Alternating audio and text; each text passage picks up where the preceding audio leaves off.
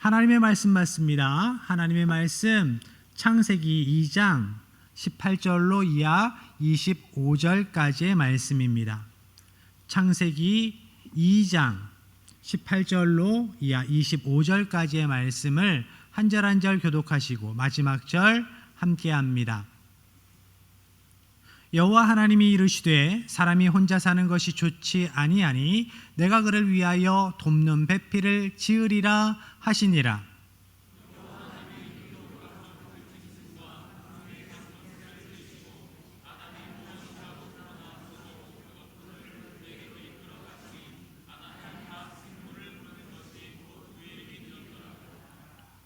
아담이 모든 가축과 공중의 새와 들의 모든 짐승에게 이름을 주니라. 아담이 돕는 배필이 없으므로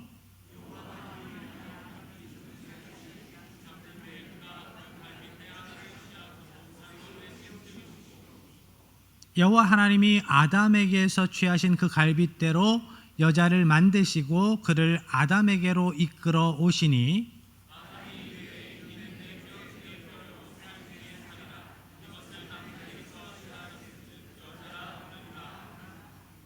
이러므로 남자가 부모를 떠나 그의 아내와 합하여 둘이 한 몸을 이룰지로다. 아담과 그의 아내 두 사람이 벌거벗었으나 부끄러워하지 아니하니라. 아멘. 학창 시절에 친구들과 모여서 장난을 치지요. 생일을 맞은 친구에게 이런 생일 축하 노래를 불러주었던 기억이 납니다. 왜 태어났니? 왜 태어났니? 공부도 못하면서 왜 태어났니? 그 무리 가운데 공부를 탁월하게 잘하는 친구들이 있었으면 이 가사가 상처가 될 법도 하지만 다 제 친구들은 고만고만해서 그 가사의 내용에 상처를 받는 사람들이 없었습니다. 그죠? 한번 웃자고 하는 노래였습니다. 그런데 한번 웃자고 부른 이 노래 안에 인간 존재에 대한 근원적인 질문이 담겨 있습니다. 왜 태어났니? 하나님께서 나를 창조해 놓으신 목적이 무엇인가에 대한 물음입니다. 성경은 우리가 하나님의 영광을 위하여 창조되었다라고 말씀합니다. 우리는 하나님의 영광을 위해서 태어난 존재들입니다. 하나님께서 이 세상을 창조하셨습니다. 로마서 1장 20절의 말씀입니다. 창세로부터 그의 보이지 아니하는 것들 곧 그의 영원하신 능력과 신성이 그가 만드신 만물에 분명히 보여 알려졌나니 그러므로 그들이 핑계하지 못할지니라. 아멘. 주 하나님이 지으신 모든 세상을 볼 때에 그것을 지으신 하나님의 능력과 신성이 그곳에 깃들어 있습니다. 그래서 우리가 웅장한 대자연을 볼 때 그 대자연을 찬양하는 것이 아니라 그것을 지으신 하나님을 찬양합니다. 제 어렸을 적 기억에 본적지로 1년에 한 번, 두 번 내려가는 일이 있었습니다. 경북 문경에 내려갈 때 요즘은 길이 좋아졌지만 옛날에는 길이 험했습니다. 꼬부랑꼬부랑 그 험한 산길을 오랫동안 가다 보면 여지없이 멀미를 했습니다. 그래서 그 길이 어린 저에게는 참 힘들었습니다.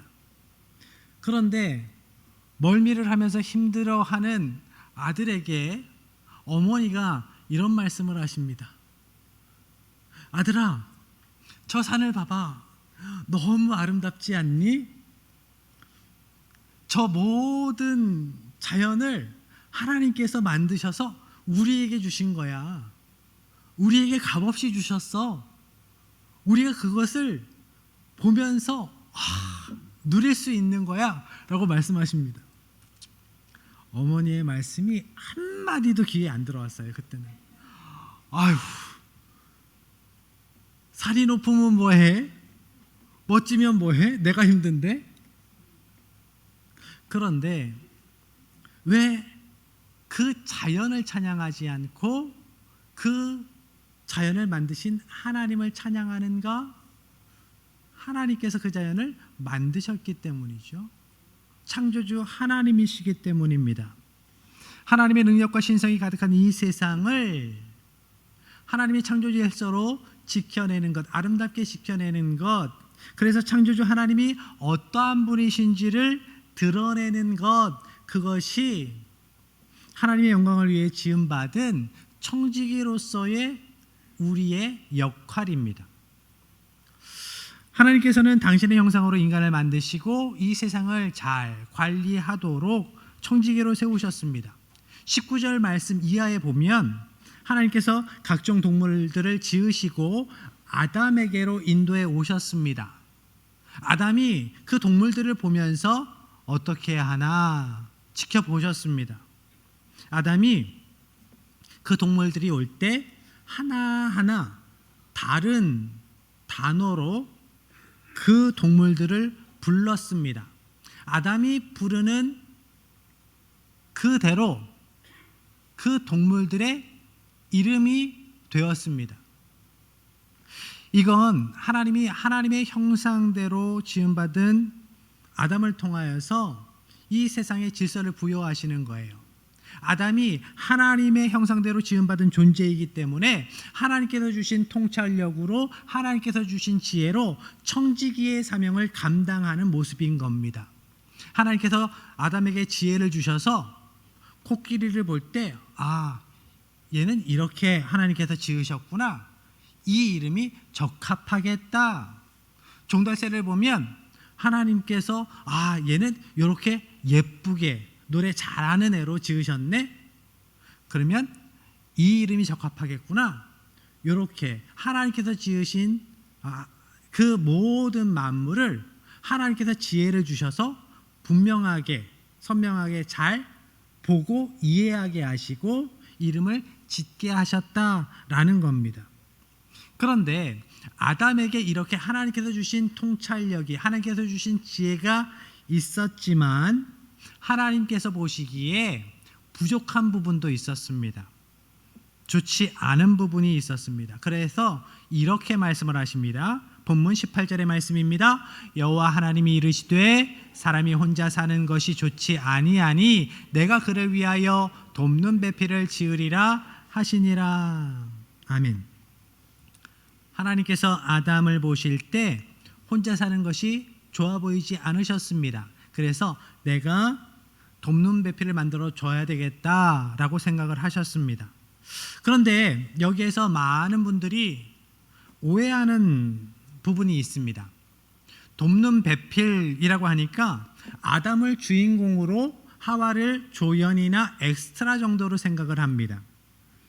여자를 남자를 위한 존재로, 부수적인 존재로 생각하는 가부장적인 사고의 사람들이 이 본문의 말씀을 이용합니다. 그런데 과연 그럴까요? 돕는 배필이라고 할 때 돕는이라는 단어를 살펴보면 히브리어로 에제르라고 하는데 돕다, 조력하다라는 뜻과 함께 호위하다, 보호하다라는 뜻이 있습니다. 이 단어가 하나님께서 이스라엘을 도우실 때 사용되었어요. 그러니까 강한 존재가 약한 존재를 도울 때 이 단어가 사용된 겁니다. 그러니까 성경은 여자가 남자보다 약한 존재다, 부족한 존재다라고 말씀하지 않으시는 겁니다. 그 반대의 경우가 더 많죠. 남자들이 나서지 못할 때 여성들이 믿음으로 앞장선 케이스들이 성경에, 기독교 역사 가운데 많이 나옵니다. 그리고 배필이라는 단어가 나오는데 히브리어로 네그드라고 합니다. 앞에서, 목전에서, 또한 마주 대한이라는 의미가 있어요. 그러니까 남자와 여자는 상하관계, 주종관계가 아니라 평등한 관계, 서로 마주대하고 같이 가는, 인생길을 같이 가는 그러한 관계다라고 말씀하고 계시는 겁니다. 남편의 부족한 부분을 돕는 관계, 그리고 세상의 죄로부터 남편을 호위하는, 보호하는 그러한 존재다라고 말씀하고 계시는 겁니다. 하나님께서는 아담을 깊이 잠들게 하시고 그의 갈빗대를 취하여 여자를 만드셨습니다. 여자는 남자의 갈빗뼈로 지음 받았습니다. 그래서 어떤 분은 이렇게 이야기를 하시더라고요. 야, 여자는 남자 갈빗대 하나 정도의 역할만 하면 돼. 그 정도 존재. 성경을 모르는 겁니다. 그런데 그 이야기를 듣고 있었던 아내 되는 집사님이 이렇게 말씀하시더라고요. 남자는 흙으로 지음받았잖아. 여자는 뼈로 지음받았어. 남자보다 여자가 세, 강해 라고 이야기를 합니다. 여러분, 하나님께서 여자를 남자의 갈비뼈로 지으셨어요. 무슨 의미일까요? 갈비뼈는 몸의 중앙에 있는 뼈입니다. 중요한 장기들을 보호하는 역할을 합니다. 그런데 아이러니하게도 그 중요한 장기를 보호하는 갈비뼈는 그렇게 강하지 않습니다. 그래서 갈비뼈가 부러지는 일들이 많아요. 사고가 났을 때 장로님 갈비뼈 몇 개 부러지셨죠? 7개 부러졌어요. 갈빗대가 중요한 장기를 보호하는데 갈비뼈가 그렇게 강한 뼈가 아니에요. 그래서 공이 날라올 때나 주먹이 날라올 때 이 갈비뼈를 보호하기 위해서 어떻게 합니까? 팔로 가드를 해요. 막아요. 우리 박 목사님이 태권도 4단이에요. 제가 1부 때 잘못 알고 태권도 5단이라 그랬더니 바로 정정해 주더라고요. 4단입니다. 태권도를 할 때에도 발이 들어오면 팔로 막아요. 갈비뼈가 약하기 때문에 그렇죠. 하나님께서 중요한 장기를 보호하도록 갈비뼈를 주셨고 갈비뼈를 보호하도록 호위하도록 두 팔을 옆에 주셨습니다. 아내는 남편에게 대해서 때로 갈비뼈로 팔과 같은 존재로 보호합니다. 아내가 남편보다 무조건 약한 존재가 아닙니다. 아내는 세상 속에서 남편을 죄의 유혹에서 지켜내고 하나님의 사람으로, 믿음의 사람으로 당당히 설 수 있도록 돕는 존재입니다. 고린도전서 11장 7절의 말씀입니다. 남자는 하나님의 형상과 영광이니 그 머리를 마땅히 가리지 않거니와 여자는 남자의 영광이니라. 아내는 남편이 하나님의 형상을 닮아 하나님의 하나님 되심을 드러내 보이는 존재로 살아갈 수 있도록 돕는 역할을 해야 합니다. 아내만이 아닙니다. 남편도 아내에게 그런 존재로 살아갈 수 있도록 도와야 합니다. 이 말씀 가운데 영광이라는 단어가 나와요. 헬라어로 독사라고 하는데 그 단어에 정확한 의견이나 평가를 제시하는 것이라는 뜻이 담겨 있습니다. 남편은 아내에게, 아내는 남편에게 그가 하나님의 영광을 위해 창조된 존재라는 것을 정확히 알려주고 그런 존재로 평가하고 인정해 줘야 된다는 겁니다. 그리고 나의 배우자가 그런 존재로 세상에서 평가받도록 인정받도록 도와야 한다라는 겁니다. 부모에게는 자녀가 그렇게 평가받게 하는 존재입니다. 부모는 자녀를 통해서 평가받아요. 그래서 아이들이 잘못하면 예전에 동네 어른들이 이렇게 말씀을 하셨어요. 야, 정신 좀 차려라. 이제는 사고 좀 치지 마라. 너희 부모한테 부모 얼굴에 먹칠 좀 하지 마. 이렇게 이야기를 했어요. 왜 그렇습니까? 자녀를 통하여서 부모가 평가받기 때문이에요. 남편과 아내에게 있어서는 서로가 그렇게 평가받게 하는 존재입니다. 그래서 아내의 허물은 남편의 허물이 됩니다. 남편의 치부는 아내의 치부가 됩니다. 보디발의 아내가 요셉을 유혹했습니다. 요셉이 그 유혹을 뿌리치니까 자신의 죄가, 자신의 부정함이, 자신의 음탕함이 드러날까 봐 요셉에게 죄를 뒤집어 씌우지요. 그런데 이런 궁금증이 생깁니다. 보디발이 진짜로 몰랐을까? 보디발이 자기의 아내의 음탕함을 몰랐을까? 요셉이 진짜 잘못하지 않았다라는 것을 정말 몰랐을까? 어떤 영화에서 이런 대사가 있었습니다. 남편이 아내가 바람이 나면 알 수밖에 없어. 다만 그저 증거를 잡았는가 못 잡았는가의 차이일 뿐이야. 저는 보디발이 자기 아내의 음탕함을 알았다라고 생각을 해요. 그도 그럴 것이, 만약에 요셉이 자기 아내를 겁탈하려 했다라고 진짜로 믿었다면 보디발이 가진 권세가 컸습니다. 그 당시에 노예는 물건이었어요. 그들의 개념상 재산이었어요. 소나 말, 양 같은 존재였단 말이죠. 그런데 그런 존재가 나의 아내를 겁탈하려 했다? 그러면 힘 있는 장수는 그 자리에서 칼을 뽑아서 목을 뱄을 겁니다. 그런데 그렇게 하지 않고 감옥에 가두거든요. 그런데 요셉을 가둔 감옥이 일반 감옥이 아닙니다. 보디발의 집 안에 있는 감옥이었습니다. 아내의 수치가 나의 수치가 되기 때문에 숨기는 겁니다. 감추려고 했던 거예요. 자녀는 부모의 면을 깎아먹지 말아야 합니다. 남편이 아내의 허물이 되어서는 안 됩니다. 아내가 남편의 치부가 되어서는 안 됩니다. 서로의 영광을 위해서 아름답게 순전하게 믿음으로 살아가야 할 책임이 서로에게 있는 겁니다. 그래서 하나님의 창조 목적에 걸맞는 영광스러운 부부로, 영광스러운 가정으로 그렇게 살아가야 합니다. 하나님께서 여자를 만드시고 아담에게 데리고 오셨을 때 아담은 여자를 보고 이렇게 이야기를 합니다. 23절의 말씀입니다. 아담이 이르되 이는 내 뼈 중에 뼈요 살 중에 살이라. 이것을 남자에게서 취하였은즉 여자라 부르리라 하니라. 뼈, 살이라는 단어가 나옵니다. 뼈, 히브리어로 에셈이라고 하고 살, 히브리어로 바사르라고 하는데 이 두 단어가 다 몸으로 해석이 되는 단어입니다. 당신은 내 몸 중에 몸이고 또 몸 중에 몸입니다.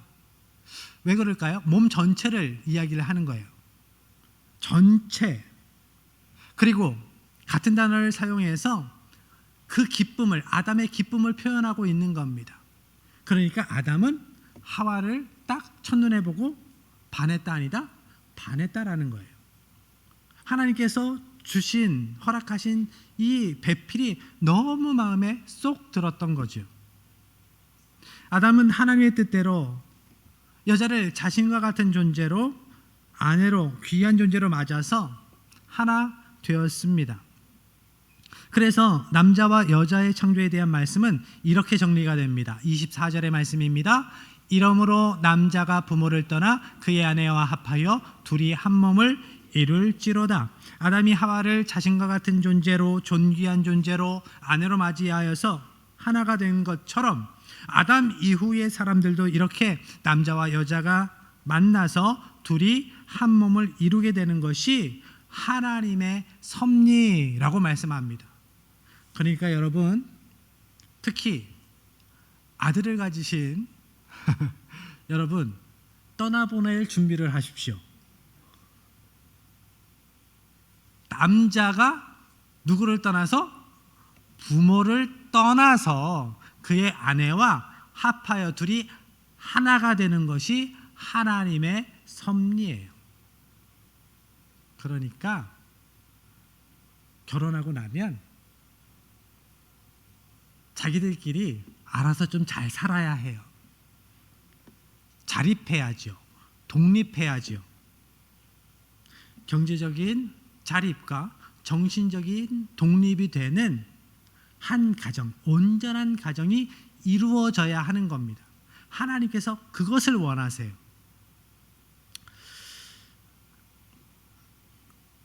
그리고 하나님께서 하나님의 섭리 가운데 부부가 된 이들은 서로에게 이러한 존재가 되어야 된다라고 말씀하고 계세요. 25절입니다. 아담과 그의 아내 두 사람이 벌거벗었으나 부끄러워하지 아니하니라. 부부는 부끄러움이 없어야 돼 그러면서 빨개 벗고 다 이렇게 다니는 게 아니라 부부는 그렇게 숨김이 없는 관계여야 된다고 말씀하셔요. 거리낌이 없는 관계여야 된다고, 누구보다 친밀한 관계여야 된다고 이야기를 합니다. 이를 위해서 부부는 서로를 세워주는 관계여야 하지요. 어떻게 서로를 세워줘야 될까요? 서로를 세워주는 관계가 되기 위해서 부부는 서로를 축복해야 합니다. 하나님께서는 인간을 창조하시고 제일 먼저 축복하셨어요. 창세기서 1장 28절입니다. 함께합니다. 하나님이 그들에게 복을 주시며 하나님이 그들에게 이르시되 생육하고 번성하여 땅에 충만하라. 땅을 정복하라. 바다의 물고기와 하늘의 새와 땅에 움직이는 모든 생물을 다스리라 하시니라. 창조주 하나님께서는 우리를 축복하시는 하나님이세요. 하나님께서 우리에게 복 주시기를 기뻐하십니다. 이와 같이 부부관계 안에서도 서로를 축복함으로 서로를 세워줘야 합니다. 여러분의 남편, 여러분의 아내는 비판하는 말로 바뀌지 않아요. 결혼하면 서로의 생각이 다릅니다. 가치관이 달라요. 생활 습성이 다릅니다. 그런데 내 마음에 들지 않는다고 당신 왜 이렇게 해? 진짜 마음에 안 들어. 이건 이렇게 해야지 라고 한다면 바뀔까요? 권사님들이 이런 말씀을 하시더라고요. 아니 10년 가르쳤으면 20년 가르쳤으면 30년 가르쳤으면 바뀔 만도 하잖아요. 목사님 안 바뀌어요. 이렇게 말씀을 하세요. 누구 잘못일까요? 내 잘못인 거예요. 내 잘못인 거예요. 비판하는 말로 사람은 바뀌지 않습니다. 여러분의 남편은, 여러분의 아내는 비판하는 말로 바뀌지 않아요. 무슨 말로 바뀝니까? 축복하는 말로, 세워주는 말로 바뀌어요. 예를 들어서 오래간만에, 아주 가뭄에 콩나듯이 오래간만에 남편이 설거지를 해주네? 그러면 어떻게 해야 합니까? 딸들아, 너희들은 아빠 같은 사람을 만나야 돼. 얼마나 멋있어. 너희들을 위해서, 엄마를 위해서 그렇게 바쁜데도 시간을 짬을 내서 너희들을 하고 놀아주시고 이렇게 가정일도 돌봐주시니까 얼마나 멋있니? 그러면 어떻게 변합니까? 가뭄에 콩나듯이 하던 것을 매일 해요. 매일 합니다. 제가 그렇게 길들여졌어요. 여러분, 남편은 아내는 그렇게 서로를 세우는, 아름답게 세우는 관계여야 해요. 비판하는 말로, 깎아내리는 말로 사람은 변하지 않아요. 축복하는 말로, 세워주는 말로 사람은 변하게 되어 있습니다. 그래서 축복의 말은 창조의 언어예요. 축복의 말은 하나님의 언어입니다. 하나님께서 축복을 통해서 우리를 세워주신 것처럼 그렇게 하나님께서 우리를 세워주셨기 때문에 우리는 본성적으로 축복의 말을 통해서 세워져 가는 존재예요. 축복의 말을 하십시오. 축복의 말을 하십시오. 세워주는 말을 하십시오. 여러분의 남편을, 여러분의 아내를 세워주는 말을 하십시오. 처음 아담이 그랬던 것처럼 하나님께서 여러분에게 허락하신 친밀한 관계 속에서 여러분의 아내를, 여러분의 남편을 귀히 여기고 하나님께서 허락하신 참된 평안과 기쁨 가운데 살아가시기를 바랍니다. 그래서 여러분의 삶이 여러분의 가정이 하나님의 계획 가운데, 하나님의 은혜 가운데 더욱 아름답게 사랑으로 굳건히 세워져 가는 은혜가 있기를 주님의 이름으로 간절히 축복합니다. 이 시간 주님, 우리를 통해, 나를 통해 우리의 가정을 세워주시옵소서. 우리 교회를 세워주시옵소서. 하나님께서 창조해 놓으신 아름다운 모습으로 우리의 가정이 서가기를 원합니다. 우리 교회가 서가기를 원합니다. 이러한 마음을 담아서 우리가 찬양하고 기도하겠습니다.